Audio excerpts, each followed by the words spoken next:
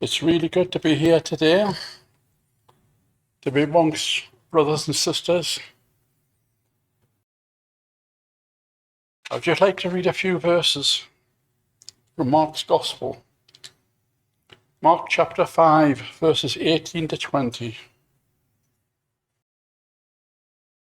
As Jesus was getting into the boat, the man who had had the demons begged him, "Let me go with you." But Jesus would not let him. Instead, he told him, "Go back to your family and tell them how much the Lord has done for you and how kind he has been to you." So the man left and went all through the 10 towns, telling what Jesus had done for him. And all who heard it were amazed. It'll be nearly 11 months since I stood here and thank God for what he'd done for me with regards to the bowel cancer I had. God was really good. Everything went well. Then at the beginning of the year, I had another colonoscopy just to check, make sure everything was okay. Lo and behold, I found another tumour in the bowel. So I had to go through all the pre-op things again, all the tests, scans and all the other things. And on the 21st of last month, I had another operation. And I thank God today that operation too went very, very well. They managed to remove the tumour and everything went well. I later found out that while they were taking the tumour out of the bowel, they had noticed, and their words was accidentally noticed, that there was another tumour in the appendix. So they obviously took the appendix out and the cancer that was attached to that. And so I'm at the recovery stage again.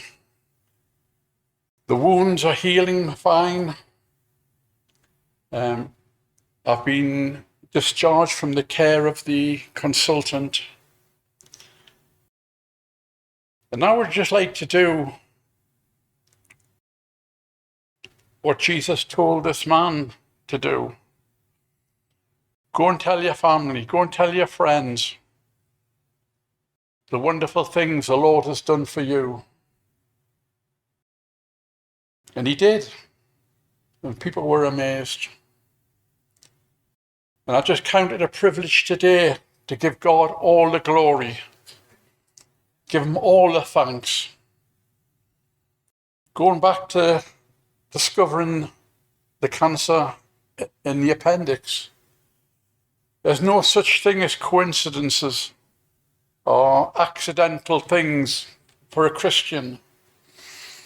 The Lord knew that there was that additional cancer in the appendix. And he knew that it had to be taken out. Otherwise, it would have given me problems later on. And that's what God is like. No coincidences. And I just want to give God all the glory and all the thanks today for the way he's moved in my life. And 11 months ago, when I stood here after the first operation, I had two things in mind. First of all, to give God the glory. And that's important, that we thank the Lord. Like the leper who was healed and went back and thanked the Lord. The other 9 didn't. They just went off. But there was one leper out of the 10 who came back and thank the Lord. So that's what I'm doing today. I'm standing before my brothers and my sisters, and I'm acknowledging the goodness of God, His goodness to me. And the second thing I brought last year was, it's because of the prayers of brothers and sisters that God has responded to. And I just want to thank you all for praying for me. And your prayer has been answered. And that's an encouragement to all of us. Amen.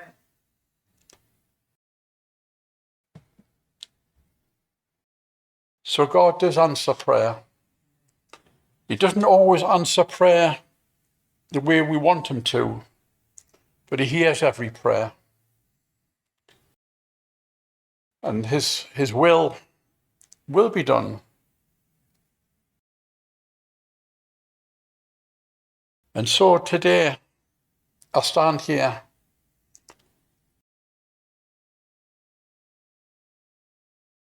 in good health. They believe they've got all the cancer out now. And I'll never forget my father, who also had bowel cancer.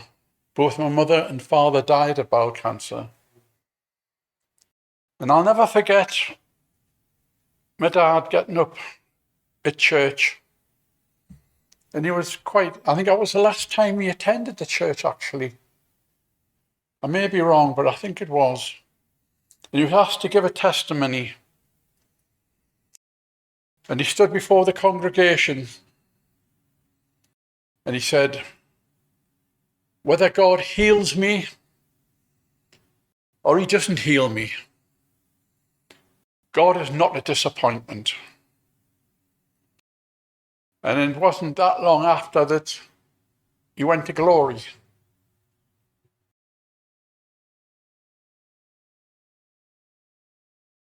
I'm just grateful to God for what he's done for me. And I would encourage you to pray more. I was saying to Brother Ernest before, we need to see God move in greater measure. And I would just ask you today if you would pray for a dear friend of mine in Middlesbrough, Barbara Scott. She's got liver cancer and breast cancer, and she's terminal.